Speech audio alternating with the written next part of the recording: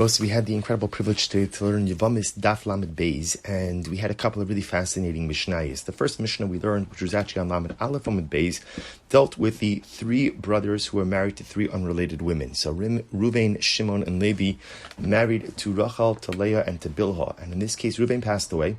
Leah fell to Shimon. Well, she fell to Shimon and Levi, but Shimon, so she falls to Shimon. So remember again, the case over here was Shimon does ma'amar with her and then goes ahead and passes away.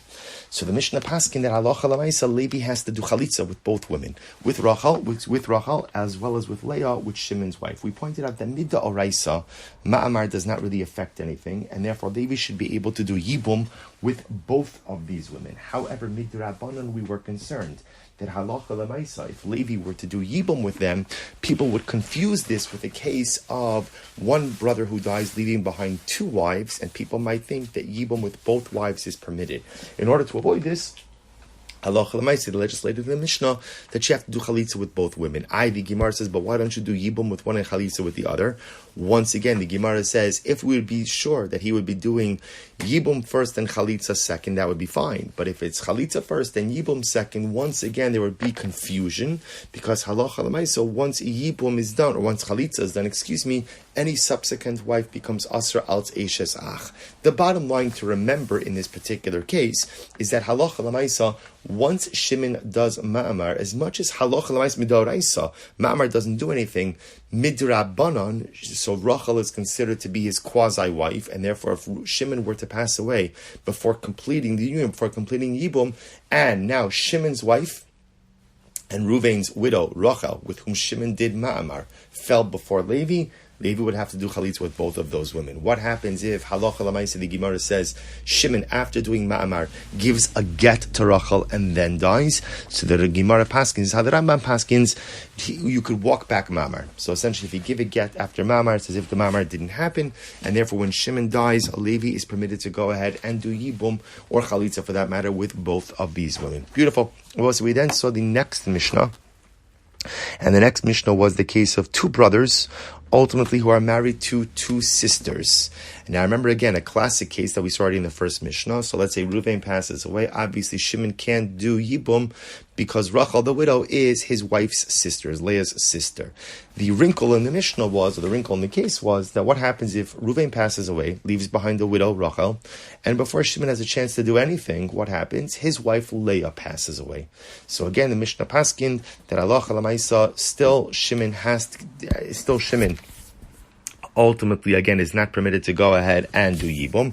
And what's the logic? So we already established this a number of different times in different ways, that Yibum eligibility is determined at the time of death. So since when Reuven passed away, Rachel was ineligible for Yibum to Shimon, because Shimon was at that point in time married to Rachel's sister. Therefore, that ineligibility goes ahead and remains. The Gemara then went on to a Braisa.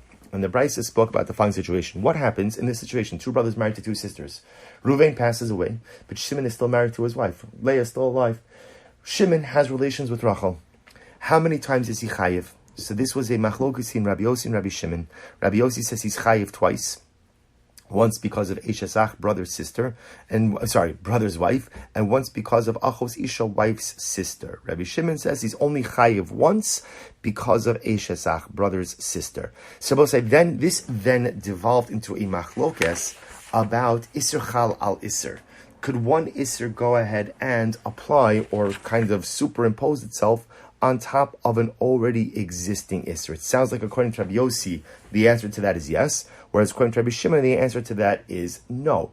The Gemara then further delved into this topic by discussing that when we speak about Isser Chalal Isser, there's a further distinction, which is, what is the nature of the second Isser? Is the second Isser what we call an Isser Mosif or an Isser Kolel? Isser Mosif, I will say, means that the second Isser includes more people. So it's a wider net. There are more people subject now to this second Isser than were subject to the first Isser, versus an Isser Kolel, where it's the same number of people who are still subject to the prohibition. The only thing that's changed, halacha l'maisa, is that there's more Isurim on the same number of people. So the Gemara wanted to suggest that maybe Rabbi Yossi, who holds Isser Chal al Isser, is only going to be in a case of an Isser Mosif, but not an Isser Kola. So that's where we got up to today. We then went through 3 different cases that seem to highlight this particular machlokes. In this case, it wasn't the machlokes Rabbi Yossi and Rabbi Shimon. Rather, this was an ongoing machlokes Rabbi Chia and Bar Kafra, with 3 different cases where, again, the person committed an act which seemingly involves 2 prohibitions. Are you chayiv twice? Are you chayiv once? We will, Emeretz Hashem, continue this discussion of Isser Chal al Isser, Emeretz Hashem, in tomorrow's daf. Shkayach, everyone, a wonderful week of learning and a good Shabbos.